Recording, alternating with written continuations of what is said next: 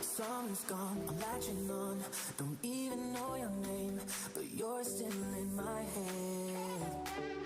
Underneath rays of gold, your body oh so close. No, I can't forget, no. When I saw you on the dance floor, oh, I saw you who saw me first. I guess it's history now, and I shouldn't care, but it still hurts. I didn't realize the danger, cause you're the end of the rainbow. And the music was so loud, didn't catch your name over this crowd.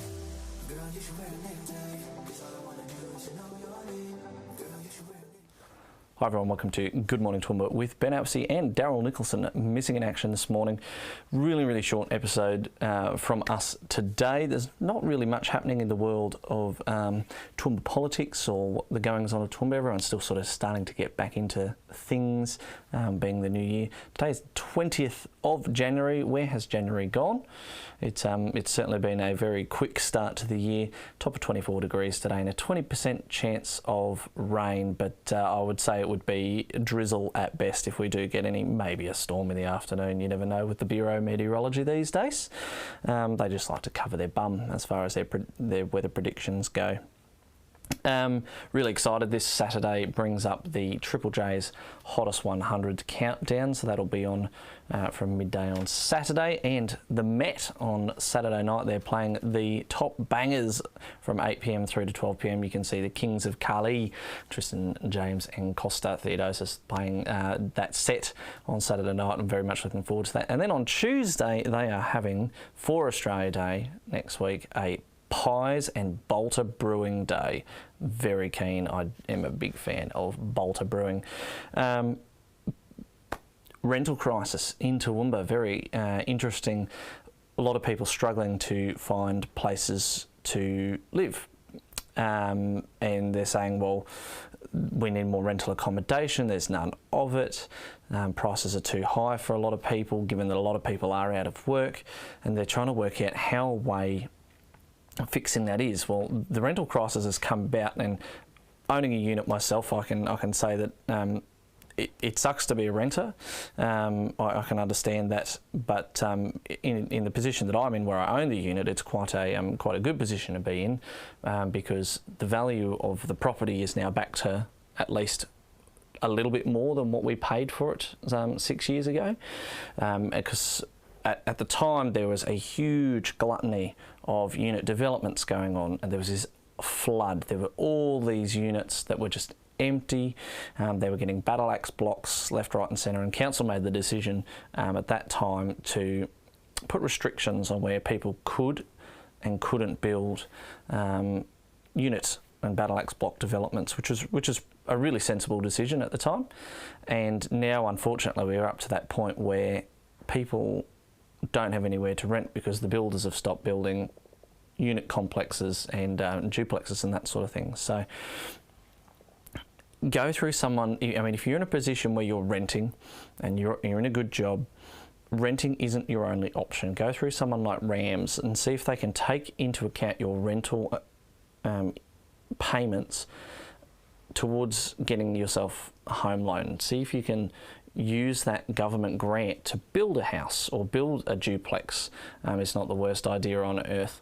The only issue with building a unit complex, though, then on top of that, is body corporate. Now, body corporates, I think, are the biggest waste of money on earth. They are an outright scam to a lot of unit complexes. High rises might be a little bit different because you're paying for things like lifts, pools, gymnasiums, receptionists, security, that sort of stuff. It makes sense to have a fungible pay into to contribute to that.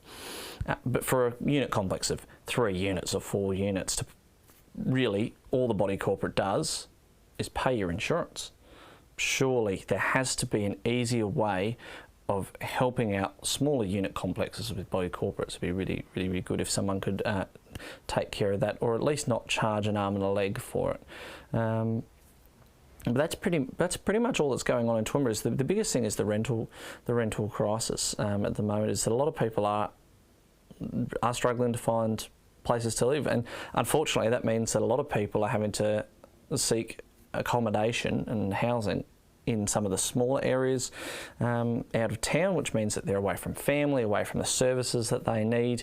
And that's not to say those smaller communities aren't great places to live. You know, Pittsworth, Oakey, Clifton, Gumbungie, all of those areas, they're great places to live. But they don't have a lot of the services that are needed. And they don't have public transport connections to the city either, is probably one of the biggest issues. So those that are struggling, they can't get anywhere, they can't get around, and they don't have what they need. So there isn't a simple, quick fix to that issue, unfortunately.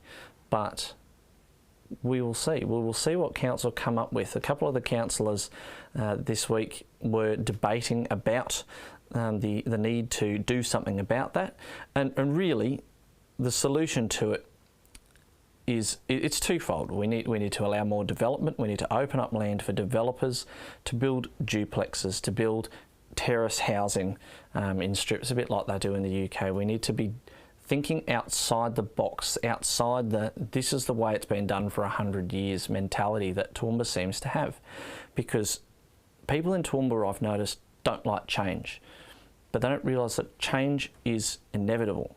It is constant. And the best way to handle change is to be the one creating it. If you don't like the way something's being done, create something of your own. It's the very easiest thing to do. That's all I've got for you today. On top of opening up the development, open up the CBD, get people into the CBD, build some affordable accommodation in the CBD. We don't need more hotels at the moment. We need people living and breathing and dining and shopping in the CBD, because not only will that give people places to stay, but it will make a really, really vibrant, livable city and be great for the economy as well. There's a lot of small businesses in the CBD that would appreciate a constant flow of foot traffic every day that they can rely on to buy their products or use their services. As always, thanks for joining us with Good Morning Toowoomba. Remember to like and share us on Facebook. I'm Ben Apsey.